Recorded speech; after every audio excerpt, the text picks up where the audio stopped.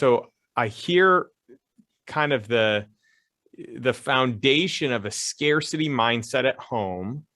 And I'm Yep. wondering how you bridge the gap to living in such abundance today. And I know for a period of time you were trapped in scarcity, right? That's a decision you Yep. have to make.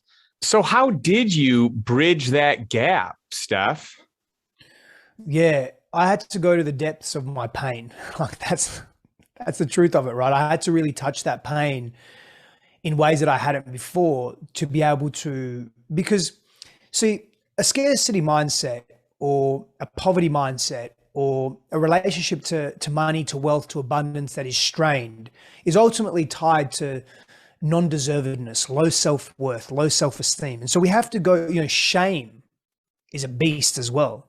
So we have to go to what really is the foundations of that mindset, of that belief system. It's one thing to work with beliefs and work with mindset and it's important. Don't get me wrong, it is important. It is an access point to deeper layers of self. It is a way to see and feel the world differently, more see the world differently. It's a way to begin to understand that an alternate reality, an alternative reality exists for you that could be far more beneficial, far more value aligned with who you're becoming, who you want to be, and who you are, and who you don't want to be. But to really go deep, we have to get into the body. We have to close the loop on that trauma. And self-worth and shame are very, very big aspects of ourselves, of the human condition. And when that self-worth is low, like it was with me, and I would compensate in the world, and it was so low that I would do anything, including sabotage myself to look a certain way. So I would get the cars, have a nice car, but it would come out, I couldn't afford the car. So I had to put it on credit, or I would get myself in massive amounts. I was at $150,000 of credit card debt. And given that was surviving, that was business, that was myriad choices that I made that were just not mature choices because I was wanting to be seen in a particular way, because I was compensating for my low self-worth because I didn't like who I was and I hadn't dealt with that pain. I hadn't dealt with the effects of the abuse and the trauma and the environment that I grew up in. And so I had to touch that, Justin. That's how I bridged the gap. And I did that in a work, and I continue to do that in a work, of course, but that's when everything really shifted. And I also want to say credit where credit is due. I was on that path and on that trajectory before I met Christine. And when I met Christine, my life really expanded in ways I could never have, well, actually I could imagine. I was dreaming about it for many years, but it expanded in really profound ways because she not only saw my potential and believed in me, which very few people did in the world. That was my experience, at least. But she also didn't judge me, and she met me with compassion. And compassion for me was very difficult. Judgment, or non-judgment rather, for me was very difficult because I never had that experience with my father and my parents. My mum not as much, but my father was very judgmental and very non-compassionate. And so having that from my partner, it was first at all very shocking. I didn't believe it. I didn't want to embrace it.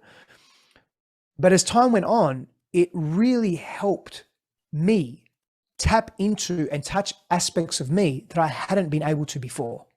And that gave me energy, and that gave me more confidence. Now, it wasn't that she gave me confidence, it was being witnessed in a particular way that I then interpreted and I ran with it. I'm a relationships person. You put me in relationship with anyone, and if I can add value to that relationship, I most definitely will. And if I can ask for something, I most definitely will. So it's reciprocal, and we're growing together. And Christine knew a lot of people here in America. I was very foreign to America. I didn't know anyone here. And she would introduce me to her friends and people, and I would make use of those relationships. I would add value, just natural value to that relationship. I didn't need anything in return because I was just grateful to make friends and create friendships and partnerships and ideate with people. And over time, the more we do our inner work, we create spaciousness in ourselves. And so I was just continuing to create spaciousness in myself. And the more space that's there, the more I can choose deliberately to, what do I want to fill that space up with? And so that's where I started really creating more wealth for myself. Like in the first year that I met Christine, I paid off all my credit card debt and saved money. and invested that money. And part of it is I needed someone to believe in me so I could believe in myself. I needed a real life example. We often need that outside of ourselves so that we can then go inside and within and say, oh, that's how I do it.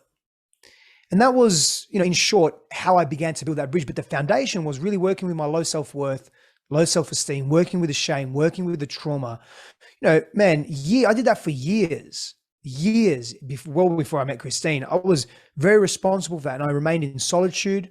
I worked with practitioners, counselors, psychologists, shamans, spiritual healers, guides, coaches. I invested in myself. Even when I had to borrow money, I would borrow money from my mum. I would borrow money from people. I paid everyone back, of course. I would borrow money from the banks, the credit cards. Like I would do whatever it took. I was relentless with my self-healing journey. And that was really what bridged that gap.